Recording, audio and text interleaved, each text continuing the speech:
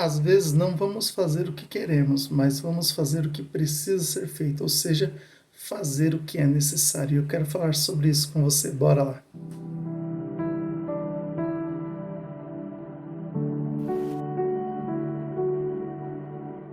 Graças a paz, queridos, bem-vindos ao Devocional Pregar. E chegamos no penúltimo livro da Bíblia. Hoje é dia de lermos o livro de Judas.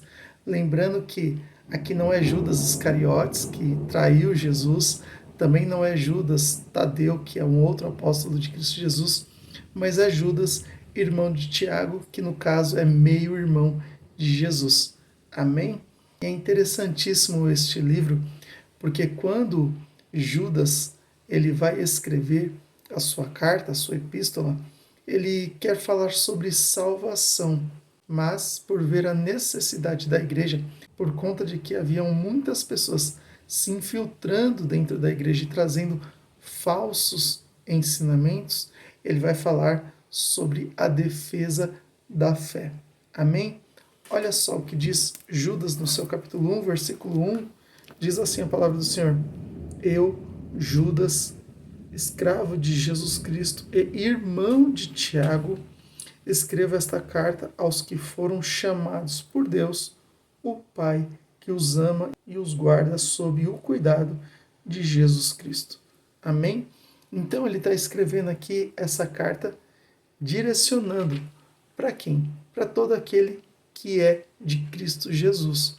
E a preocupação dele fica logo nítida no versículo 3, que diz: Amados, embora planejasse escrever-lhes com todo empenho sobre a salvação que compartilhamos, entendo agora que devo escrever a respeito de outros assuntos e insistir que defendam a fé que, de uma vez por todas, foi confiada ao povo santo.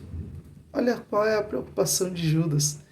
Ele quer escrever sobre salvação, mas daí ele tem que mudar o que ele está escrevendo para defender a fé, porque existiam pessoas que se infiltraram no meio da igreja, estão ensinando coisas que de fato não são, estão distorcendo todo o evangelho a qual Cristo Jesus deixou para nós.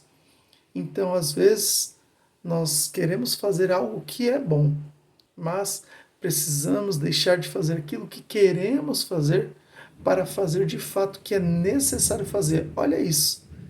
Ele queria escrever sobre outras coisas aqui na Bíblia, que ficou para nós como ensinamento.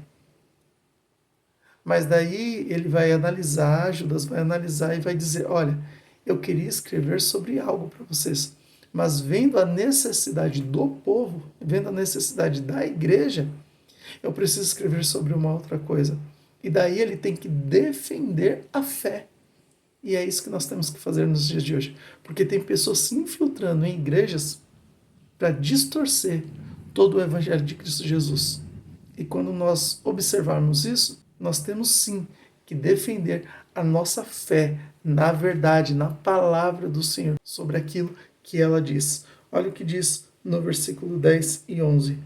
Tais indivíduos, porém, zombam de coisas que não entendem, como criaturas irracionais, agem segundo seus instintos e, desse modo, provocam a própria destruição.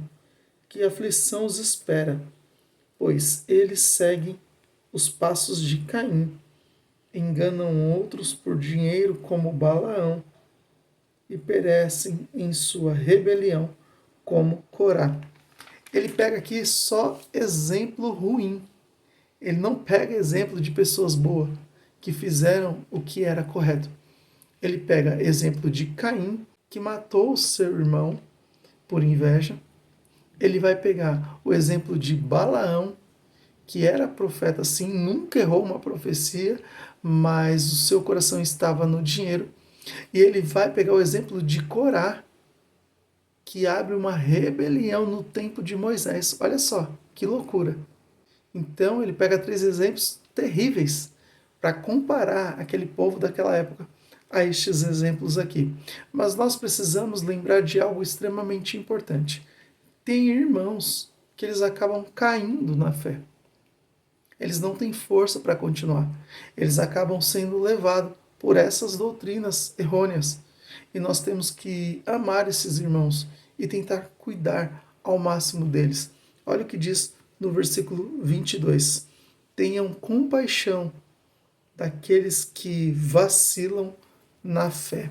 Amém? Então nós precisamos amar também esses irmãos que de repente não estão tão fortes assim na fé, que de repente vacilaram, mas depende de você, depende de mim, depende de nós para os fortalecer na fé em Cristo Jesus e orar para que eles não venham mais vacilar. Amém? Que Deus te abençoe e fique na paz do Senhor Jesus.